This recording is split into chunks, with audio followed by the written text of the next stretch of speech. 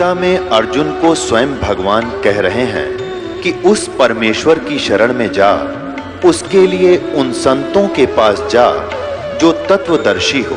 इसी प्रकार हजरत मोहम्मद को उनका अल्लाह कह रहा है कि कोई और पूर्ण परमात्मा है, उसको पाने के लिए उन तत्वदर्शी संत की तलाश कर। वो प्रभु कौन है, ये जानने के लिए कृपया अवश्य सुनिए जगत गुरु तत्वदर्शी संत रामपाल जी महाराज के अमृत वचन। जो कभी इस युग के इस बिचली पीढ़ी के समय में भक्ति करता करता रह गया, और फिर तो हजारों युगों तक ऊपरी रखता, ये काल नीचे पंजे नहीं टिकने देता, क्योंकि यहीं आके भक्ति बने। बाकी तो ऊपर अपना कमाई खानी है, बर्बाद करनी है, ना समझ पाओ, क्योंकि भाई इसने इतने नकली तोचले बना रखे हैं, भूल भुलैया कर रखी है। इंद्रजाल कहते हैं जिसको, इंद्रजाल बना रखे हैं वहां पर। तो ये फिर यहीं ठहरते हैं परमात्मा को, यही पकड़ते हैं दयालु, फिर आते हैं उनके निकट। उससे पहले काल इतना ज्ञान भरवा देता नकली संतों से कि हमारे पिता ने हमारे निकट आने में भी बहुत समय लगता है, बहुत प्रयत्न करना पड़ता है अपने को अपने के पास आने के लिए। वीरदेव सिंह बघेल धार्मिक व्यक्ति था, क्योंकि पिछले जन्म का पुण्यकर्मी प्राणी था, सतगुरु की शरण में रहा था। जैसे इस पिछली पीढ़ी में अपने आत्माओं एक बार भी जो हंस इस नाम को ले लेगा परमात्मा वाले को, ठीक है वो नहीं गया, फिर उसने छोड़ा नहीं भगवान, ठीक है वो यहाँ वापस रह गया तो समय तो फिर बढ़ गया, पता नहीं कितनी बार गधा बनेगा, कितनी बार कुत्ता बनेगा, सुअर बनेगा, फिर कभी मनुष्य जीवन मिलेगा। जब परमात्मा दया बख्शेंगे वो समय कब आएगा, कितने युगों के बाद आएगा। ये पीक टाइम जो प्राइम टाइम अब आ रहा है, और इसमें जो आपको अवसर मिला है, ये तो असंख्य युगों के बाद आपका दाव लगा है। और इसमें चूकियों मतियों को बालकों के गीत नहीं है, डूम बाट के गीत नहीं है, गॉड गिवन ज्ञान है, परमात्मा बताया हुआ है।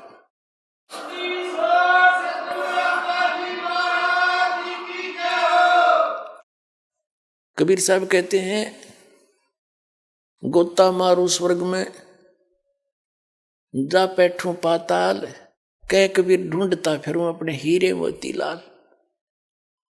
वीरदेव सिंह बघेल राजा बना, अपने पुण्यों से परमात्मा के साथ रहकर कभी इतने पुण्य किए थे, जैसे आप जी आ रहे हो, पाठ कराते हो, दान करते हो, तो ये कोई छोटी बात नहीं है। इसका पता नहीं कितना गुना आपको मिलेगा यहाँ किया हुआ दान। यहाँ पर वो यथार्थ स्थान है कि सुपात्र को दिया हुआ दान फलता है। गुरु बिन माला फेरते, गुरु बिन देते दान, गुरु बिन दोनों निष्फल हैं, चाहे पूछो वेद पुराण। अभी तक कोई गुरु ही नहीं था, या तो परमात्मा आए थे स्वयं, और या बीच में जो महापुरुष हुए थे जिनको मालिक मिले, 5-6 महापुरुष हैं, उनको छोड़कर आज वर्तमान में इस दास के अतिरिक्त इस विश्व में गुरु नहीं है, चाहे सतगुरु कहो चाहे गुरु कहो।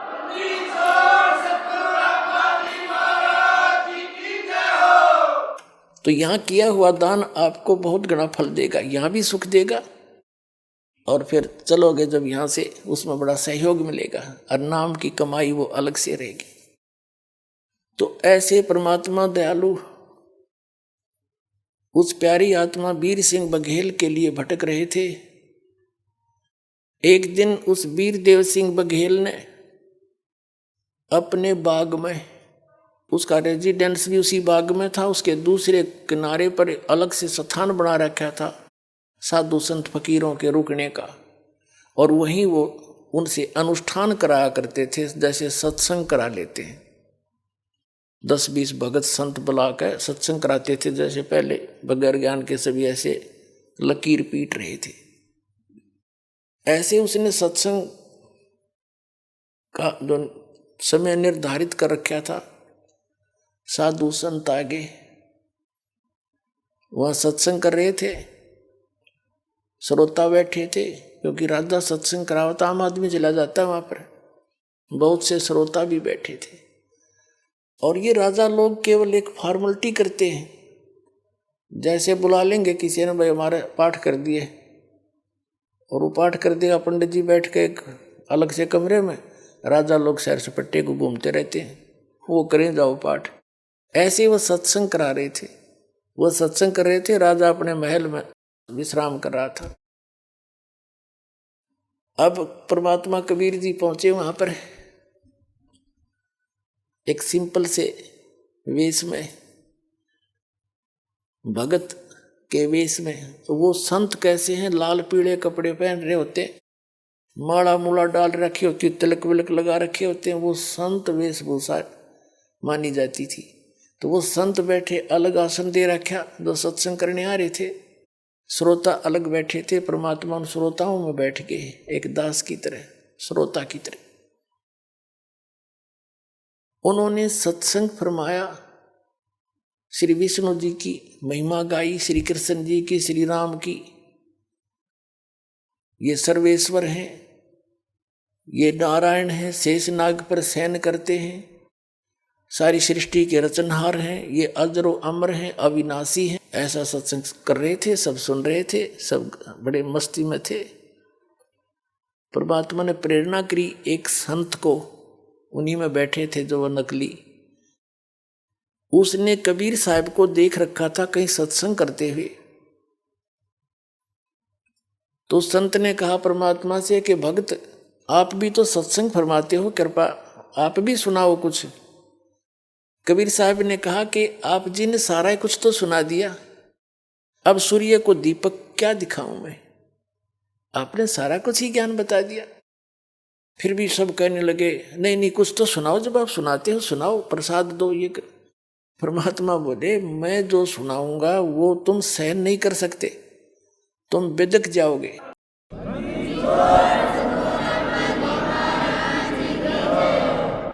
तुम मेरे साथ झगड़ा ठानोगे। साधु संत कहने लगे नहीं नहीं हम झगड़ा क्यों ठानेंगे, उन्हें क्या पता था तेरी जड़ निकाल लेंगे। उन्हें सोची यो रामकृष्ण की सुना देते होंगे, हनुमान की सुना देगा, और कोई बेलड़ी और राम की कथा सुना देगा, उन्हें तो ये सोचा था। सब ने बार बार कहा तो परमात्मा बोले ले सुन लो तो दो बोल मेरे। क्या बताने लगे, गुण तीनों की भक्ति में ये भूल पड़ो संसारे, कह कबीर निज नाम बिना कैसे उतरो पारे। तीन देव की जो करते भक्ति, उनकी कदे ना होवे मुक्ति। मेरे साथ दो भाई मोहे सब जग भूला पाया, मेरे साथ दो भाई सब जग भूला पाया। इसी भूल में ब्रह्मा भूला जिसने वेद सरसाया, इसी भूल में ब्रह्मा भूला जिसने वेद सरसाया। वेद पढ़ियो पंडित भूला वो सार शब्द ना पाया, मेरे साथ दो भाई मन सब जग भूला पाया, मेरे साथ दो भाई सब जग भूला पाया। इसी भूल में विष्णु भूला जिन वैष्णो पंथ चलाया, इसी भूल में विष्णु भूला जिन वैष्णो पंथ चलाया। तीर्थ व्रत का बड़ा महात्म बहुविध जीव फसाया, मेरे साथ दो भाई सब जग भूला पाया। इसी भूल में शंकर भूला जिन भिक्षुक पंथ चलाया, इसी भूल में यु शंकर भूला जिन भिक्षुक पंथ चलाया। सिर पे जटा हाथ में खप्पर घर घर अलख जगाया, मेरे साथ दो भाई सब जग भूला पाया। इसी भूल में भूले मच्छंदर जिन संगल दीप बसाया, इसी भूल में भूले मच्छंदर जिन संगल दीप बसाया। और विषय वासना के वश होके अपना योग नसाया, मेरे साथ दो भाई मन सब जग भूला पाया। इसी भूल में मोहम्मद भूला जिन नाराय मजहब बनाया, इसी भूल में मोहम्मद भूला जिन नाराय मजहब बनाया। पर तरिया सिंह फेरा भटकता लिंग और मूछ कटाया, मेरे साथ दो भाई सब जग भूला पाया।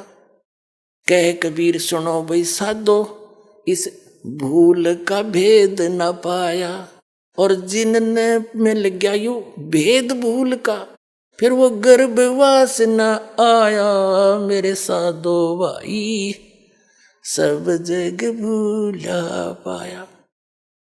गगन में आग लगी बड़ भारी, गगन में आग लगी बड़ी भारी, यो ब्रह्मा मर गया रे विष्णु मर गया, यो शिव जी मरया लटाधारी। इतना कंधे हो तब देख गए जैसे उबलते हुए तेल में पानी के छींटे लाग जा। क्या बकवास कर रहा है, चुप हो जा, तूने ये क्या बकवास सुना रहा है। ब्रह्मा विष्णु महेश भी मरते हैं, देखो झूठ बोलता है, ये करता है। परमात्मा बोले मन कह तलन दो सारी।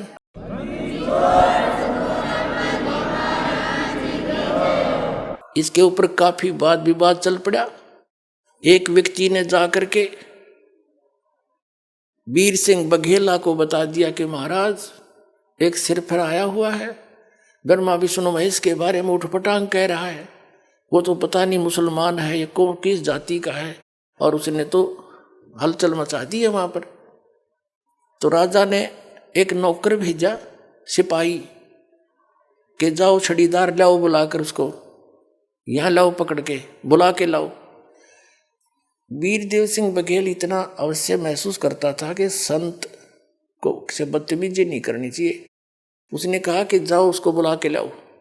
अब उसके साथ संत कोई गया था वो निंदा करने, उसके साथ एक छड़ीदार यानी सिपाही भेज दिया, और उसने जाके कहा कि चलो मिस्टर, आपको राजा बुला रहा है।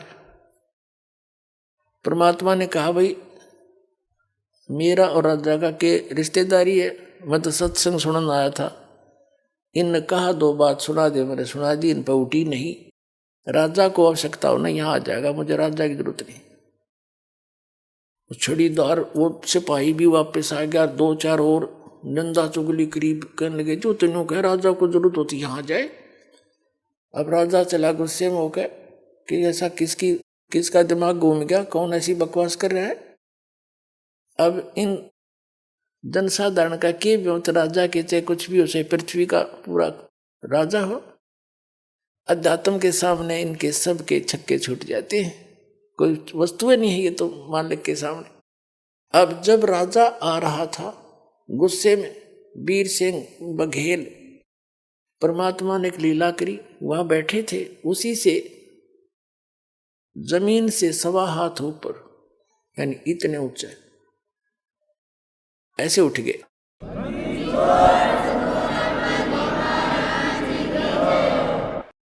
जमीन से 1.25 हाथ ऊपर आसन रुक गया परमात्मा, और नीचे खाली कुछ नहीं, वहां बैठे। केवल वीरदेव सिंह बघेल को दिखाई देते, और को वो जमीन पर बैठे दिखाई देते हैं। वीर सिंह ने पूछा कौन है कि ये बैठे। वो देखे तो जमीन पर कुछ है भी नहीं, यहां बैठे। चरणों में गिर गया, लंबी दंडवत करी, जो पुण्यकर्मी प्राणी था। एकदम जब उसने दंडवत प्रणाम करी, परमात्मा नीचे आ गए। बोल भाई क्या बात है, कि महाराज आपका क्या विवाद है। उन परमात्मा ने बताया कि इन्होंने मुझसे आग्रह किया कि कुछ सत्संग सुना दो। मैंने इनको मना किया था कि मेरे वचन तुमसे सहन नहीं होंगे, और तुम ठीक सुना रहे हो, सुनाते रहो। इन्होंने ज़्यादा कहा तो मैंने अपना जो ज्ञान सुना दिया, वो इनके गले नहीं उतरा। क्या बताया कि ब्रह्मा विष्णु महेश की ये भक्ति बताते हैं, और वेदों और गीता में लिखा कि तीनों गुण की जो भक्ति करते हैं वो राक्षस स्वभाव को धारण किए हुए मनुष्यों में नीच दूषित कर्म करने वाले मूर्ख, ये उल्टी पट्टी पढ़ा रहे तुम्हारे। अब आपको दिखाते हैं। गुण तीनों की भक्ति में ये भूल पड़ो संसारे। 600 वर्ष पहले परमपिता परमात्मा कबीर जी ने ये वचन बोले थे, जो आज हमारे सदगण प्रमाणित करते हैं कि इन तीनों गुण की भक्ति, रजगुण ब्रह्मा, सतगुण विष्णु, तमगुण शिव जी की भक्ति नहीं करनी चाहिए। इसे मोक्ष नहीं हो सकता। इसके साधना करने से आपका स्वभाव बिगड़ जाता है, क्योंकि ये ना तो इनकी साधना से आपके कर्म दंड मोक्ष होते हैं, और न ही कोई आपके भाग्य में परिवर्तन हो सकता है। जैसा करोगे वैसा ही फल मिलेगा, फिर भक्ति का क्या फायदा। अब किसी के किसी की मृत्यु का समय आ गया या किसी को कोई हानि होनी है, टांग कटनी है, प्रारब्ध में लिखिए तो कटेगी वह। ब्रह्मा विष्णु महेश की साधना से कोई बचाव नहीं, जान जानी हो जावेगी। तो कबीर परमात्मा की शरण में आने से वो टांग कटनी होगी, इस प्रारब्ध लिखा होगा तो नहीं कटेगी, एक गुठा टूट के आपका जीवन बच जाएगा। संत शरण में आणते आई टले बला, और जय मस्तिष्क में सूली होगा काटे बैठ।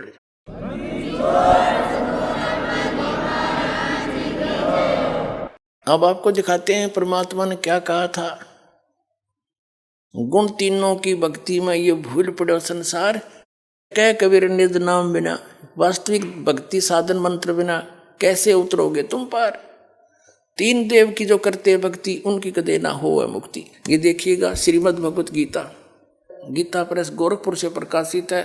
जयदयाल गोविंद का इसके अनुवादक है। ये देखिएगा 7वां अध्याय 7वां अध्याय, इसमें प्रथम मंत्र हम पढ़ते। इसमें क्या बताया है 7वें अध्याय का गीता जी में कि हे पार्थ, अनन्य प्रेम से मुझ में आसक्तित तथा अनन्य भाव से मेरे प्राण होकर योग में लगा हुआ, योग माने साधना में, जिस प्रकार से संपूर्ण समग्रम यानी संपूर्ण तय संपूर्ण रूप से, इसका अर्थ है समग्रम माने संपूर्ण पूर्ण रूप से मुझको संशय रहित जानेगा, उसको सुन, वो ज्ञान बताता हूं। अध्याय नंबर 7 के श्लोक नंबर 2 में क्या बताया है कि मैं तेरे लिए इस विज्ञान सहित तत्व ज्ञान को पूर्णतः कहूंगा, जिसको जानकर संसार में फिर कुछ भी जानने योग्य शेष नहीं रह जाता। अब क्या कह रहा है कि ऐसा ज्ञान बता दूंगा, इसको सुनने के बाद फिर कुछ भी जानना शेष नहीं रहेगा। अब हम इसके 12वें श्लोक पर आते हैं। अध्याय नंबर 7 का और श्लोक नंबर ये 12, यहां से इसमें लिखा है, और भी जो सतगुण से उत्पन्न होने वाले भाव हैं, जो रजोगुण से तथा तमोगुण से उत्पन्न होने वाले भाव हैं, उन सब को मुझसे ही होने वाले हैं ऐसा जान, परंतु वास्तव में उनमें मैं और वे मुझ में नहीं है। अब पहले इस गीता अध्याय नंबर 7 के श्लोक नंबर 12 को क्लियर करते हैं। इसमें बताया कि सतगुण से, रजगुण से, तमगुण से जो कुछ भी हो रहा है उसका निमित्त तो मैं हूं, काल कहता है, लेकिन वे मुझ में और मैं उनमें नहीं हूं, क्योंकि ये काल कौन है? ये ब्रह्मा विष्णु महेश जी का पिता है, और इसने इन तीनों पुत्रों को एक एक गुण युक्त बना दिया। रजगुण ब्रह्मा जी, सतगुण विष्णु, तमगुण शिव जी। इनके द्वारा क्या हो रहा है? रजगुण ब्रह्मा जी के अंदर से निकल रही वो तरंगे हमें प्रभावित करती हैं, जिस कारण से हम संतान उत्पत्ति के लिए विवश हो जाते हैं। सभी प्राणी संतानों उत्पत्ति करते हैं काम वासना से प्रभावित होकर के, और फिर यहाँ के सुख सुविधा के लिए ठाठ पाठ की बकवादों को उसी के दबाव में हम सब खोज रहे। ये उससे हो रहा है। फिर सतीथी यानी मोह ममता एक दूसरे में, ये सतोगुण भगवान श्री विष्णु जी के शरीर से निकल रही उन तरंगों के कारण हमारे ऊपर अफेक्ट है ये, जिससे हम एक दूसरे ममता, बाण भाई का प्रेम, माता पिता में लगाओ, बच्चों के अंदर संपत्ति में मोह है, ये हटाया नहीं हट सकता। चाहे कितने सिर पर टिकले इंसान, इतने विवश हैं हम यहाँ पर। और फिर तीसरा तमोगुण भगवान शंकर का आपने पता ही है, संहार करता है। कहते हैं इन तीनों से जो कुछ भी हो रहा है इसका मुख्य कारण तो मैं ही हूं, निमित्त तो मैं ही हूं, लेकिन ये मुझ में नहीं, मैं इनमें नहीं, क्योंकि इनसे अलग रहता है, इनसे गुप्त रहता है अलग से। ये ब्रह्मा विष्णु महेश को नहीं पता आज तक में हमारा पिता कौन है। ये सब गुप्त रहकर सब कार्य करता है। इसने प्रतिज्ञा कर रखी है कि मैं कभी अपने वास्तविक रूप में किसी के समक्ष नहीं आऊंगा। गीता अध्याय नंबर 7 के और श्लोक नंबर 24-25 में स्पष्ट करता है गीता ज्ञानदाता कि मैं अपनी योग माया से छुपा रहता हूं, मैं कभी किसी के समक्ष नहीं आता। ये मेरा अटल घटिया अनुत्तम नियम है। और ये मूर्ख जन समुदाय मुझ अव्यक्तम व्यक्तिम आपनम मनन्ते अबुधा, ये मूर्ख ये सामने खड़े ये मुझे कृष्ण मान रहे होंगे, शरीर माया हुआ, आई एम नॉट कृष्ण, क्योंकि कृष्ण के अंदर तो बोल रहे था वो काल। तो इसने कसम खा रखी है कि मैं अपनी योग माया से छुपा रहता हूं, मैं किसी के सामने नहीं आता, ये मेरा अटल नियम है। इस आधार से ब्रह्मा विष्णु महेश को भी पता नहीं हमारा पिता कौन है। इन्होंने समाधि लाला थक गए, इन्होंने लास्ट में विधान बना दिया निराकार है भगवान, उसका प्रकाश देखा जाता है। प्रकाश भगवान बिना प्रकाश किसका देखते हो? फिर जिन साधनाओं को ये करते रहे उससे भगवान प्राप्ति हो ही नहीं सकती। गीता अध्याय नंबर 11 के श्लोक नंबर 47 और 48 में कहा कि अर्जुन ये मेरा वास्तविक रूप है, ये जो दिखा रखा है मैंने काल रूप, मैं काल हूं। और इस मेरी प्राप्ति ना वेदों वर्णित विधि से, ना किसी जप से, ना तप से, ना किसी क्रिया से, अर्थात वेदों और गीता में वर्णित विधि से परमात्मा प्राप्ति नहीं हो सकती।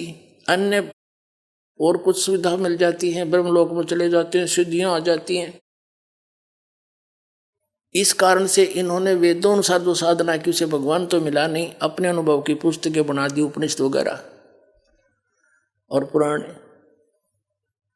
अब परमात्मा ने आकर फिर इस यथार्थ ज्ञान को बताया। तो अब क्या बताना चाहते हैं कि इन तीनों गुणों से जो कुछ हो रहा है ये काल कह रहा है। रजगुण ब्रह्मा से, सतगुण विष्णु से, तमगुण शिव जी, उसका सब का निमित्त मैं हूं। क्योंकि इसको 1 लाख मानव शरीरधारी प्राणियों का नित आहार करना पड़ता है।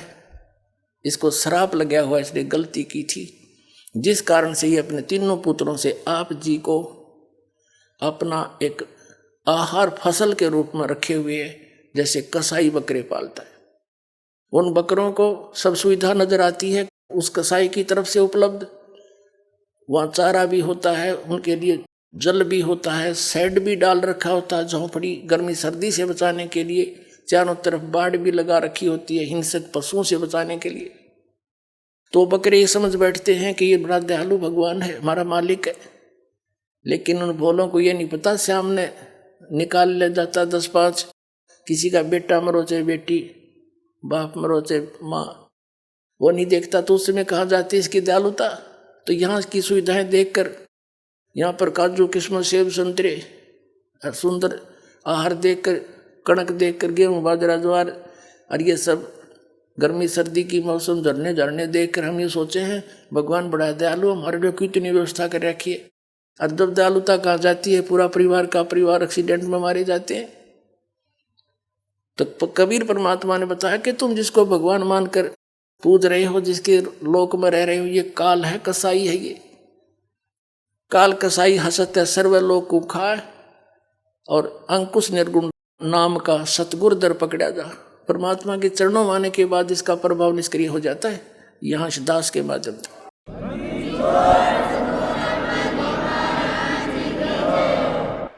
अब ये सिद्ध करते हैं कि रजगुण ब्रह्मा, सतगुण विष्णु, तमगुण शिव जी है। ये देखिएगा अपने ही सदग्रंथों में श्री शिव पुराण गीता प्रेस गोरखपुर से प्रकाशित है। इसके संपादक कौन है?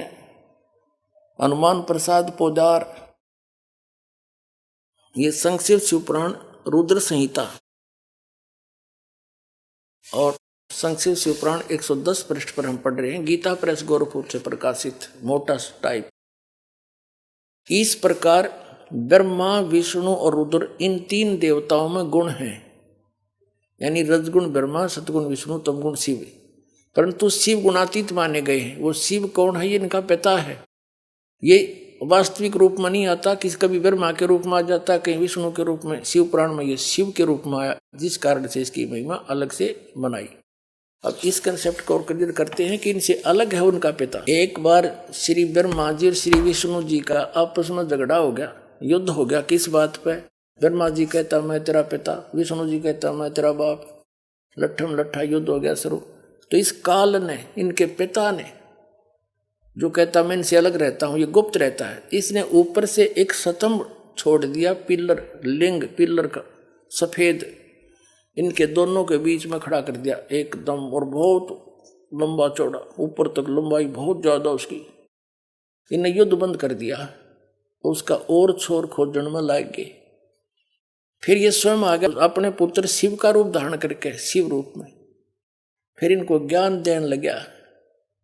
तो क्या बताता देखिएगा, ये शिव पुराण विद्वेश्वर संहिता और संक्षिप्त शिव पुराण 24 पृष्ठ पर ये देखिएगा, इनका बीच में जो सतम खड़ा किया उसने, ये चित्र बना रखा है ब्रह्मा और विष्णु जी के बीच।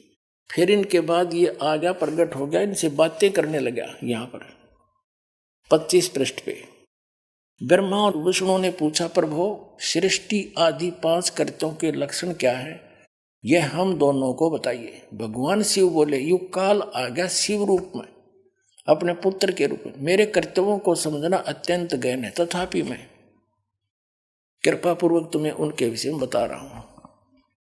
यहां देखना, अब 26 पृष्ठ पे ये क्या कहता है, पुत्रों तुम दोनों ने तपस्या करके प्रसन्न हुए मुझ परमेश्वर से सृष्टि तथा सतिथि नामक 2 कृत प्राप्त किए। ये तो दोनों हो गए, ब्रह्मा और विष्णु। फिर ये दोनों तुम्हें बहुत प्रिय हैं।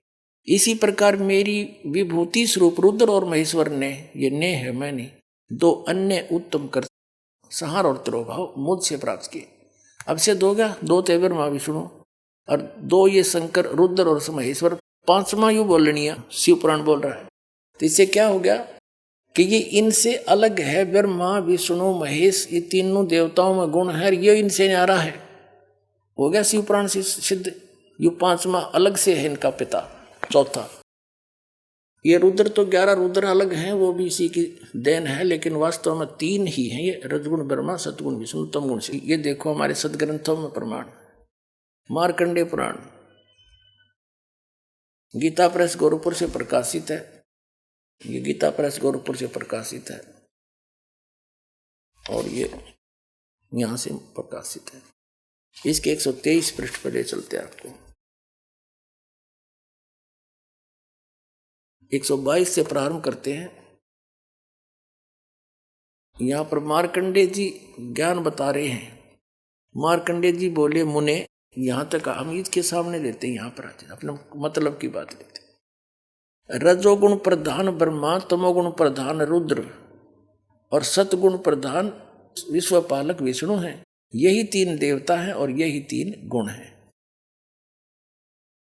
इति सिद्धम, रजगुण ब्रह्मा है, सतगुण विष्णु, तमगुण शिव जी। और क्लियर कर, पुण्यात्माओं ये ऐसा जटिल बना रखा है अध्यात्म ज्ञान, 9 सूत उलझा दिया इन अज्ञानियों ने काल से प्रेरित होकर। कबीर साहब कहते हैं, एक शेर सूत कच्चा धागा जो चरखे पर काटा करते, कबीर साहब उसको सुलझा सुलझा के कपड़ा बना करते थे। और किसी दुल्हाई का एक, किसी भी बालक ने गलती से कोई छेड़छाड़ दिया, वो सूत उलझ जाता उसका धागा, तो सारा दिन लग जाता था उसको सुलझाने में। बेचारे को एक शेर सूत को, 1 किलो को अगर टूट गया तो गांठ लगे, गांठ लगी तक जिसका कपड़ा बुनना है वो ले को नहीं, पैसे दे नहीं, सारा व्यर्थ गया। धीरे धीरे सुलझा सुलझा, गांठ भी नहीं पड़े, टूटे भी नहीं और सुलझ भी जाए। तो कबीर साहब कहते हैं उसमें कितना मेहनत और परिश्रम, कितना समय लगता है। इन्होंने, इन अज्ञानियों ने काल प्रेरणा से, नकली संतों महंतों आचार्यों और शंकराचार्यों ने, गुरुओं ने अध्यात्म ज्ञान को ऐसा उलझा दिया इस काल प्रेरणा से कि 9 सूत उलझिया, ऋषि रहे झकमार और सतगुरु ऐसा सुलझा दे, उलझा ना दूजी बार।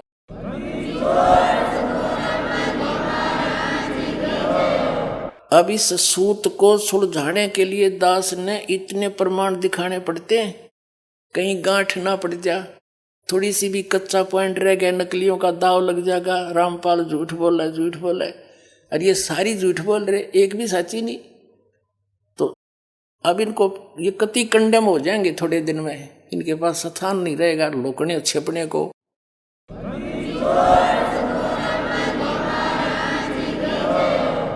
या तो ये संत स्वीकार कर लेंगे कि सचमुच सच्चाई यही है और सबको कह देंगे अपने भक्त अनुयायियों को, इनका भार हल्का होगा। और नहीं तो इनको यहाँ जगह नहीं रहेगी हिंदुस्तान में रहने के लिए। एक दिन ऐसा आ जाएगा, पलायन करना पड़ेगा इनको दूसरे। तो इस 9 सूत सुलझाने के लिए इतने 1 पॉइंट, 1 बिंदु को क्लियर करने के लिए ढेर सारे प्रमाण दे करके फिर आगे बढ़ना पड़ता है। और तभी आज दास सफल हुआ, कबीर परमात्मा की रजा से उसके बच्चों को ज्ञान पहुंचाया।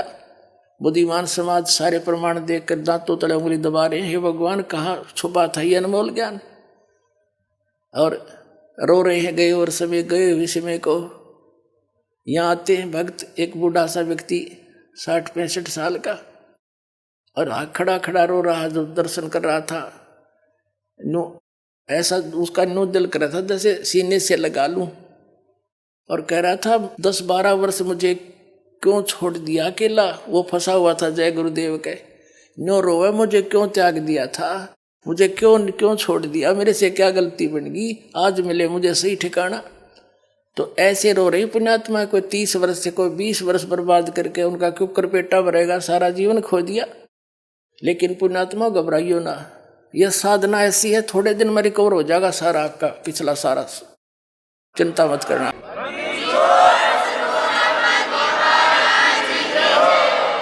कबीर साहब कहते हैं जीवन तो थोड़ा है बला सत सुमरण हो, और लाख वर्ष का जीवन लेखद रहनी कोई। या सत साधना तो थोड़े जीवन में पार हो जाओगे, और जो वहां लुट पिटका है वो तो घनी जोर तो अपना पिछला एरियर पूरा करेंगे और स्पीड तो लगेंगे और जल्दी काम बन जाएगा। तो बात तो थोड़ी सी है, कुछ ज्यादा नहीं। अब कंसेप्ट क्लियर करता है दास आगे, रजगुण ब्रह्मा है, सतगुण विष्णु, तमगुण शिव। ये देखिएगा, ये है श्रीमद् देवी भागवत हिंदी टीका सहित भाग 1। ये कहाँ से प्रकाशित है? अथ देवी भागवतम सभाष टीकम सहमात्यम। और ये कहाँ से छपी है? खेमरा श्री कृष्ण दास प्रकाशन, मुंबई। अब इसके तीसरे सकंद को दिखाते हैं आपको। अथ श्री मद देवी भागवते भाषा टीका युक्ते तृतीय सकंद है प्रारंभते। इसके प्रश्न नंबर 11 पर आपको दिखाते हैं। यह है प्रश्न नंबर 11, देवी भागवत भाषा टीका तृतीय सकंद अध्याय 5 का। ये मंत्र नंबर हम 8वां पढ़ लेंगे, 7वां या समाप्त हुआ। भगवान शिव अपनी माता दुर्गा से प्रार्थना कर रहा है कि हे माता, यदि हमारे ऊपर सदा आप दया युक्त हो तो हमको तमोगुण किस प्रकार प्रदान किया। तमोगुण में ब्रह्मा रजोगुण और हरि यानी विष्णु को सतोगुण युक्त किए, किस प्रकार युक्त किए। अभी संस्कृत से अच्छी तरह समझ में आओगे। हम संस्कृत भी पढ़ सकते हैं क्योंकि देवनागरी लिपि है। यदि दया धर्मना, वही 8वां अध्याय है, इसका अनुवाद ऊपर है। यदि दया धर्मना न सदाम्बिके कथम अहम विहित, क्यों बना दिया मैं तमोगुण है। भगवान शंकर कह रहा है मुझे तमोगुण क्यों उत्पन्न कर दिया आपने। और कमल जय, कमल से उत्पन्न होने वाले ब्रह्मा जी को रजोगुण संभा, इसको रजोगुण क्यों बना दिया। सुवित क्यों, सुविहित किमो सतोगुणो हरि, विष्णु जी को क्यों आपने सतोगुण बना दिया। इति सिद्धम, इति सिद्धम रजगुण ब्रह्मा है, सतगुण विष्णु, तमगुण शिव जी। अब हम फिर आते हैं उस पवित्र श्रीमद् भगवद गीता को समझते हैं। 7वें अध्याय के 12वें श्लोक पर देखिएगा। अब हमने श्रीमद् भगवद गीता ले ली है, वो सदग्रंथ रख दिए हैं। अध्याय नंबर 7 का और श्लोक नंबर 12 अब बहुत आसानी से समझ में आओगा। और भी जो सतोगुण से उत्पन्न होने वाले भाव हैं यानी सतिथि, और जो रजोगुण से यानी उत्पत्ति और तमोगुण से संहार होने वाले भाव हैं, जो क्रियाएं हैं, उन सबको मुझसे ही होने वाले ऐसा जान, क्योंकि निमित्त यही है उसका। परंतु वास्तव में उनमें मैं और वे मुझ में नहीं है। यानी ये ब्रह्म जो है श्री कृष्ण में बोल रहा है, ये काल श्री कृष्ण में बोल रहा है। ब्रह्मा विष्णु महेश का पिता और विष्णु ही श्री कृष्ण थे। अपने पुत्र श्री कृष्ण में आकर ये बोल रहा है और गीता का ज्ञान दे रहा है। अब क्या बता रहा है अर्जुन को देखिएगा। अब हम 7वें अध्याय का 13वां श्लोक पढ़ेंगे। गुणों के कार्य रूप सात्विक, राजस और तामस, इन तीनों प्रकार के भावों से ये सारा संसार प्राण समुदाय मोहित हो रहा है। इन तीनों गुणों से परे यानी रजगुण ब्रह्मा, सतगुण विष्णु, तमगुण शिव जी से परे मुझ अविनाशी को नहीं जानता। ये क्या कह रहा है कि ये ब्रह्मा विष्णु महेश पर ही सब आसक्त होए बैठे हैं। इन तीनों गुणों से ऊपर मुझ ब्रह्म को ये नहीं जानते, कोई नहीं जानता। आगे देखो, अब 7वें अध्याय का हम 14वां श्लोक पढ़ रहे, 13वां 12वां पढ़ लिया। क्योंकि यह अलौकिक अर्थात अति अद्भुत त्रिगुणमयी मेरी माया, रजगुण ब्रह्मा सदगुण विष्णु तमगुण शिव जी द्वारा फैलाया गया जाल, ये बड़ी दुस्तर है, खतरनाक है। जो पुरुष केवल मुझ को निरंतर भजते हैं यानी ब्रह्म साधना करते हैं, वे इस माया को यानी ब्रह्मा विष्णु महेश से ऊपर उठ जाते हैं। इनसे मिलने वाले लाभ यानी रजगुण ब्रह्मा सतगुण विष्णु तमगुण शिव जी की साधना से जो लाभ मिलना है, उससे अधिक लाभ ब्रह्म साधना से मिलना है, वो ब्रह्म लोक में चला जाता है।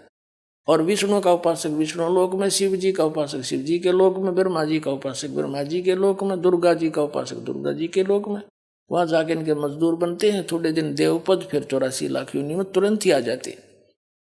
तो ये कहता है कि इनसे अधिक मेरा लाभ है मेरी भक्ति का, ये इन्हीं में उलझे पड़े। तीन त्रिगुण में माया बड़ी दुस्तर है, और जो इनसे हटकर मेरी साधना करता है ब्रह्म की, वो इनसे ऊपर उठ जाता है, उलंघ जाता है। फिर ये साधना नहीं करता, वो केवल ब्रह्म साधना करता है, ब्रह्मा विष्णु महेश की साधना नहीं करता। देखिए श्रीमद् भगवत गीता अध्याय नंबर 7 का श्लोक नंबर 14। क्योंकि यह अलौकिक अति अद्भुत त्रिगुणमयी मेरी माया, रजगुण ब्रह्मा सतगुण विष्णु तमगुण शिव जी बड़ा दुस्तर है, खतरनाक है, यानी इन पर आधारित व्यक्ति इन्हीं के जाल में फंसे रह जाते हैं, इन्हीं की साधना। जो पुरुष मुझ को यानी गीता ज्ञानदाता को भजते हैं, वे इस माया का उल्लंघन कर जाते हैं। और आगे देख 15वें में क्या कहा है, 7वें अध्याय के, माया के द्वारा रजगुण ब्रह्मा सतगुण विष्णु तमगुण शिव जी से मिलने वाले इस अक्षीणिक लाभ पर जो आश्रित हुए बैठे हैं, उनका ज्ञान हरा जा चुका है। यानी जो श्री ब्रह्मा श्री विष्णु श्री शिव जी यानी ब्रह्मा की पूजा करते हैं विशेषकर, और इनकी जो इन्हीं पर आश्रित हैं और किसी की सुनते, इनकी बुद्धि हरी जा चुकी है, ये आगे सुनना पसंद नहीं करते, इनका ज्ञान हरा जा चुका है। देखिएगा, माया के द्वारा जिनका ज्ञान हरा जा चुका है, असुर स्वभाव को धारण किए हुए मनुष्यों में नीच और दूषित कर्म करने वाले मूर्ख मूढ़ लोग मुझे नहीं भजते, मुझको नहीं भजते। अब गीता ज्ञान दाता ब्रह्म है, श्री कृष्ण में प्रवेश करके बोल रहा है, इनका पिता है। ये कह रहा है कि ये जो केवल ब्रह्मा विष्णु महेश तक सीमित हो गया, आगे किसी की सुनना चार नहीं, ये राक्षस स्वभाव को धारण किए मनुष्यों में नीच दूषित कर्म करने वाले मूर्ख मेरी भक्ति भी ना करते। जब परमात्मा उनको सुनाने लगे, गुण तीनों की भक्ति में ये भूल पड़ो संसारे, कह कबीर निज नाम बिना कैसे उतरो पारे। तीन देव की जो करते भक्ति, उनकी कदे ना होवे मुक्ति।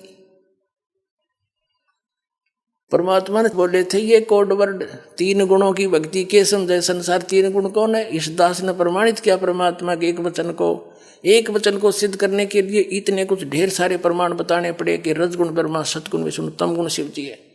और इन तीनों की भक्ति में इनसे आगे कोई सुनना नहीं चाहते, इन्हीं पर जिन आश्रित हो गए, जिनका ज्ञान हरा जा चुका है, राक्षस स्वभाव को धारण किए हुए मनुष्यों में नीच दूषित कर्म करने वाले मूर्ख।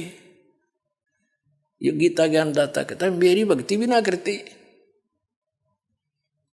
अब परमात्मा लगे समझाणवा उनको। वीर देव सिंह बघेल कहने लगा जी घर चलो, एक बार दया करो। परमात्मा बोले आपने पुरोहित ने और बुला ले साथ में। वो पुरोहित बुला लिया। परमात्मा ने कहा मैं बताऊंगा कौन सी पुराण, कौन सी गीता में क्या क्या है, और तो खोल खोल कर साची बताइए, कदे बकवाद कर दे। राजा बोला तलवार दिखा पंडित जी, कदी साची बताइए सारी। अगदी सारी बताऊंगा। परमात्मा बताएंगे, बताइए।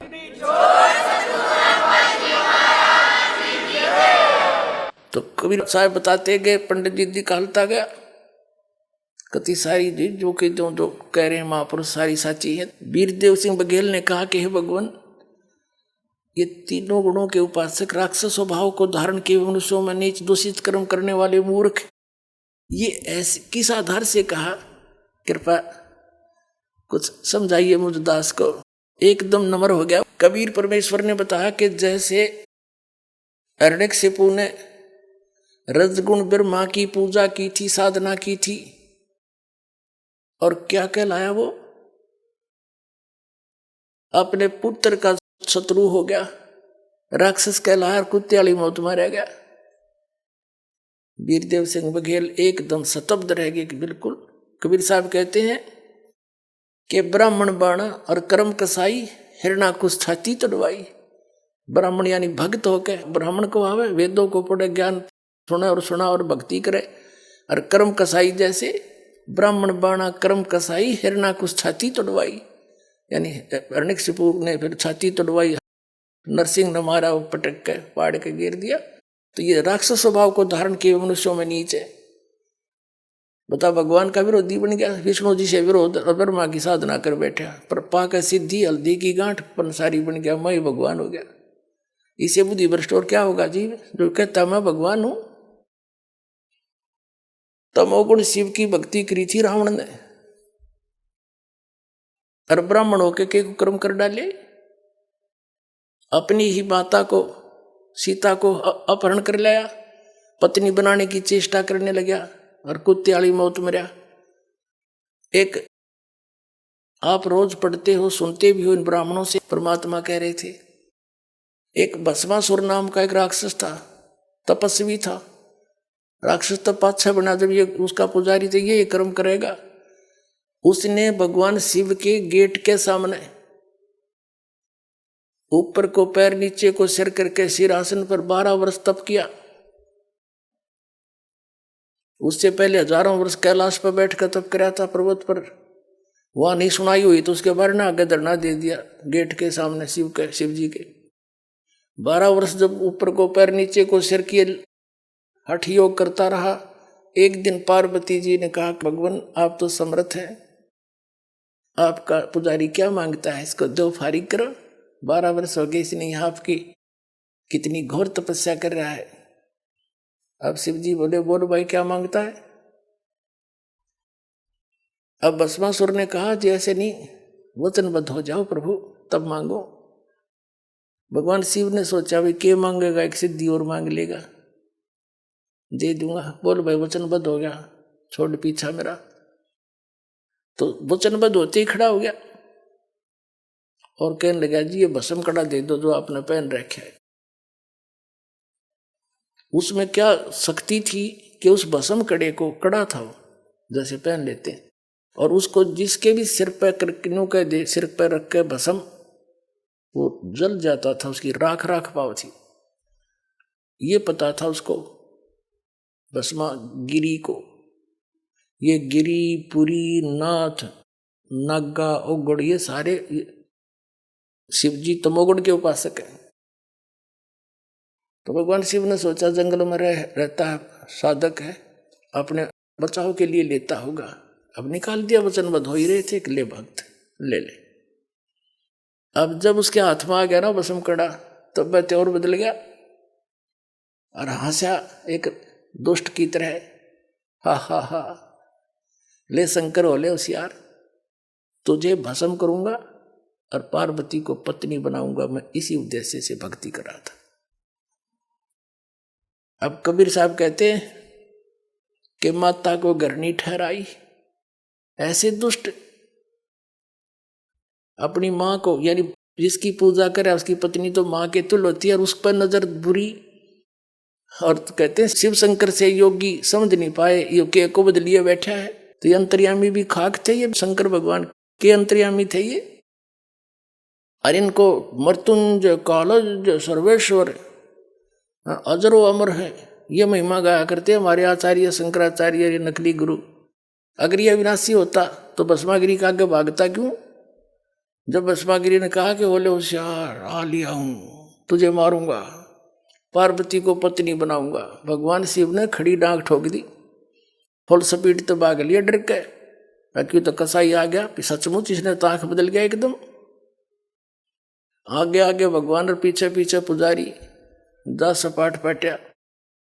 अब पुण्यात्माओं वो तो आगे जाके भगवान आए, पूर्ण परमात्मा, पार्वती रूप बनाया और खड़ा हो गए।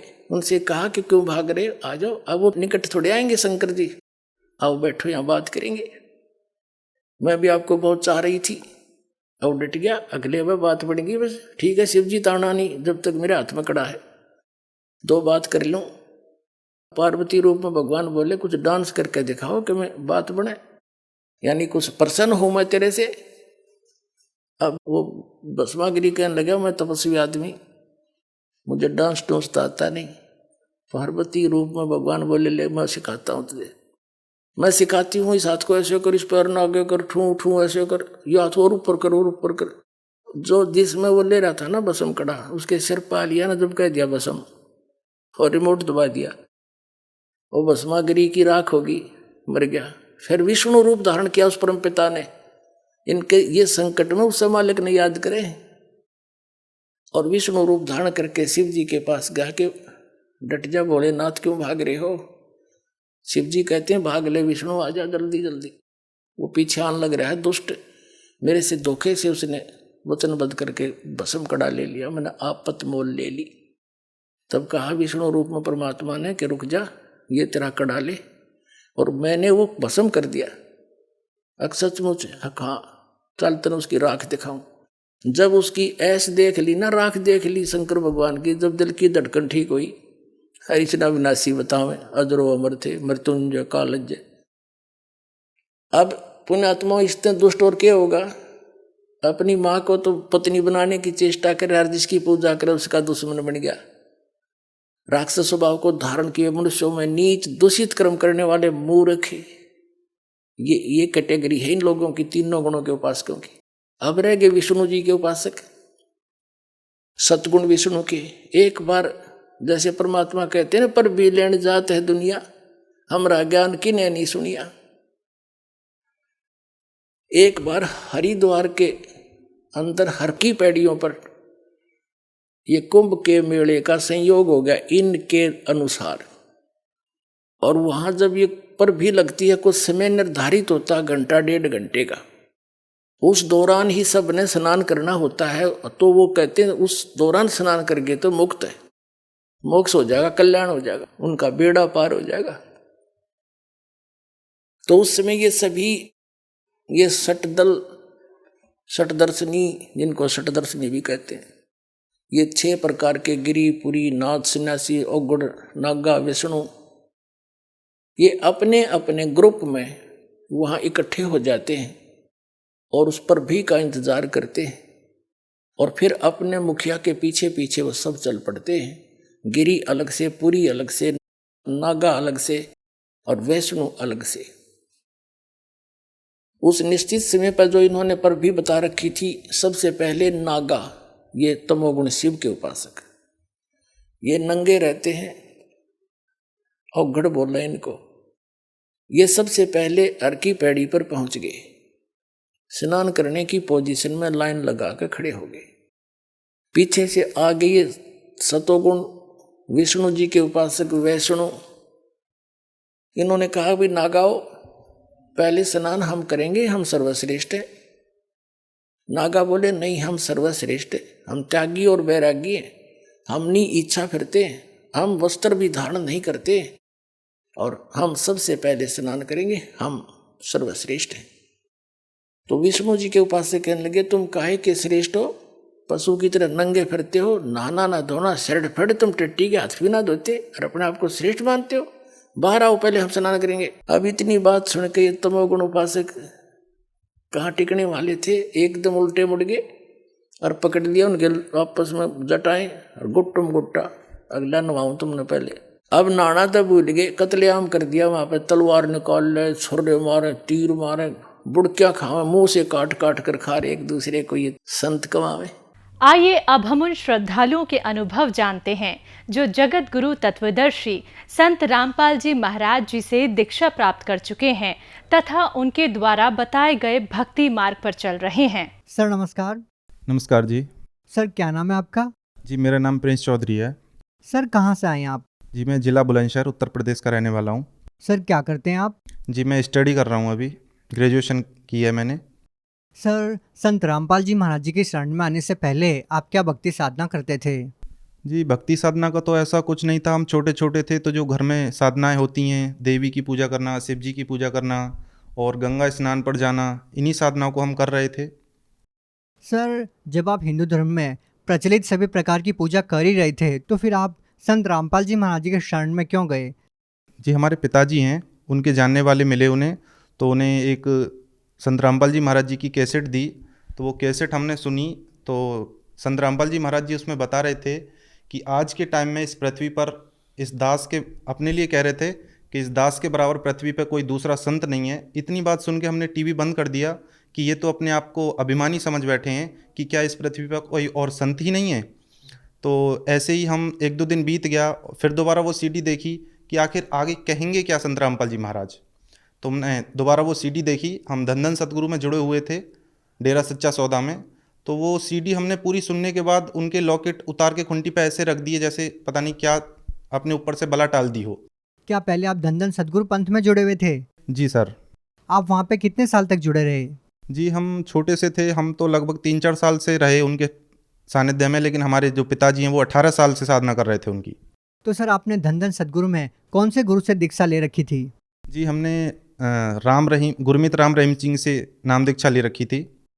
सर, आप 18 साल तक धन सदगुरु पंथ में जुड़े रहकर भक्ति कर रहे थे, तो फिर जब आपने संत रामपाल जी महाराज जी के सत्संग प्रवचन सुने तो ऐसी कौन सी बातों ने आपको प्रभावित किया जिसके बाद आपने संत रामपाल जी महाराज से नाम दीक्षा ली?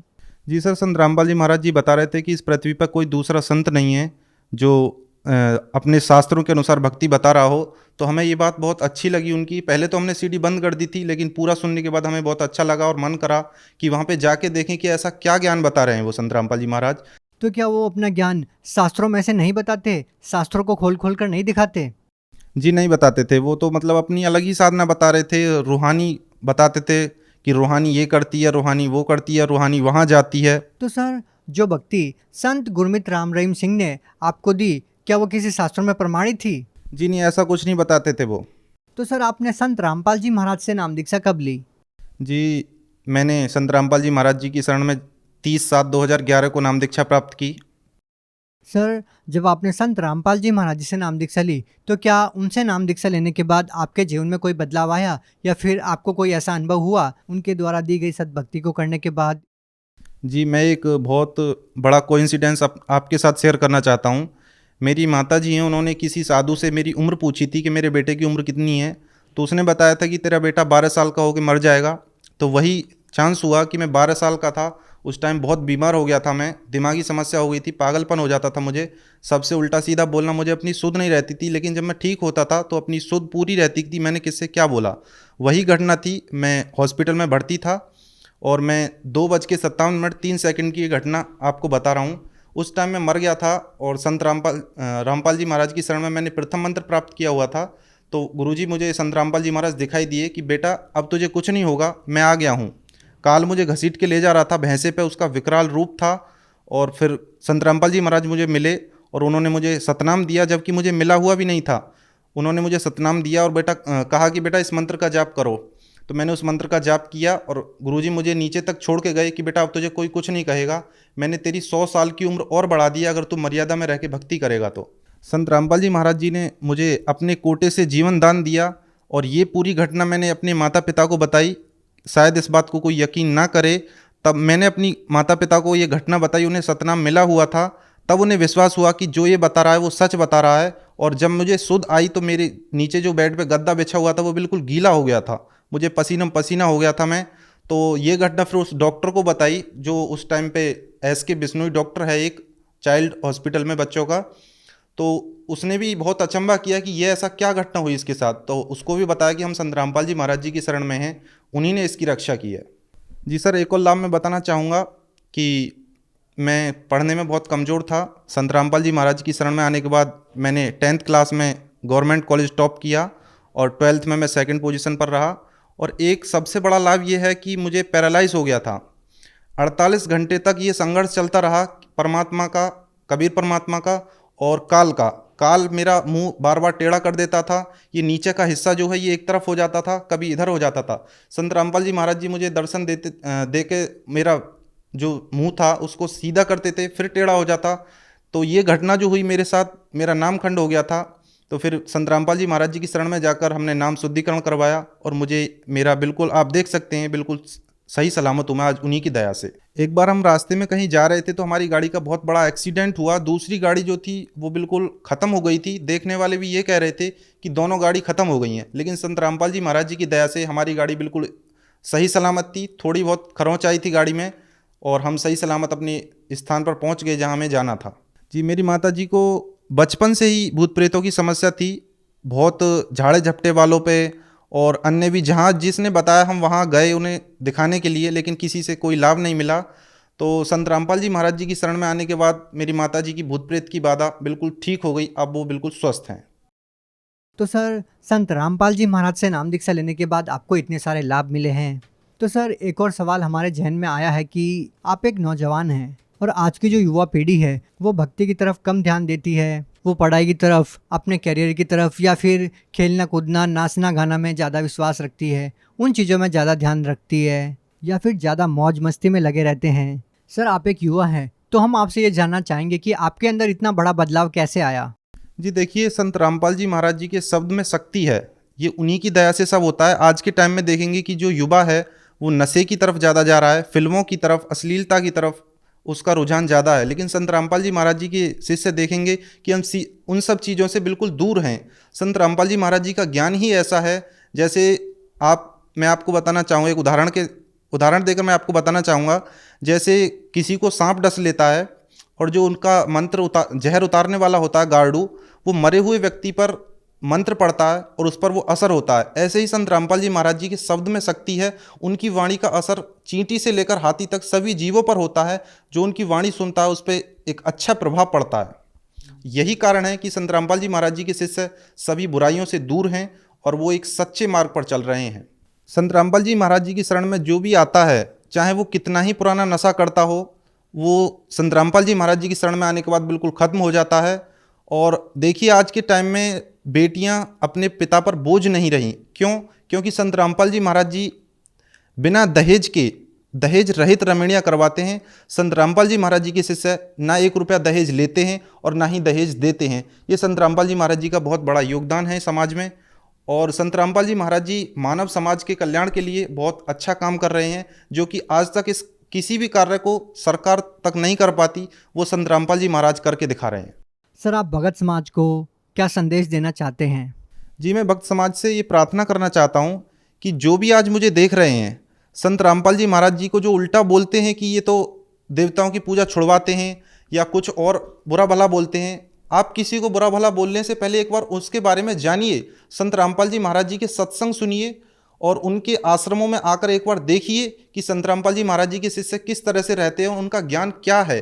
संत रामपाल जी महाराज सभी 4 वेद, 6 शास्त्र, 18 पुराण, कुरान शरीफ, गीता, बाइबल और भी जितने धर्मों के सदग्रंथ हैं, उन सभी को खोल खोल के दिखा रहे हैं। वो अपनी तरफ से एक अक्षर भी नहीं बता रहे कि जैसे और अन्य धर्मगुरु हैं वो अपने अपने लिटरेचर बना के बैठे हैं, सब अपना अपना ज्ञान बता रहे हैं। लेकिन संत रामपाल जी महाराज हमारे ही हिंदू धर्म के और जितने भी धर्म हैं, हिंदू, मुस्लिम, सिख, ईसाई, सभी धर्मों के वेद शास्त्रों से जो प्रमाणित भक्ति बता रहे हैं, वो सभी वेद शास्त्रों को खोल खोल के दिखा रहे हैं। मैं आप सभी से प्रार्थना करता हूं कि एक बार संत रामपाल जी महाराज की शरण में आओ और उनके ज्ञान को समझो।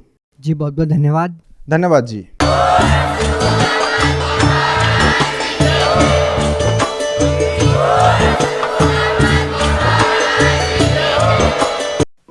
आप सुन रहे थे जगत गुरु तत्वदर्शी संत रामपाल जी महाराज के मंगल प्रवचन। अधिक जानकारी के लिए संपर्क करें।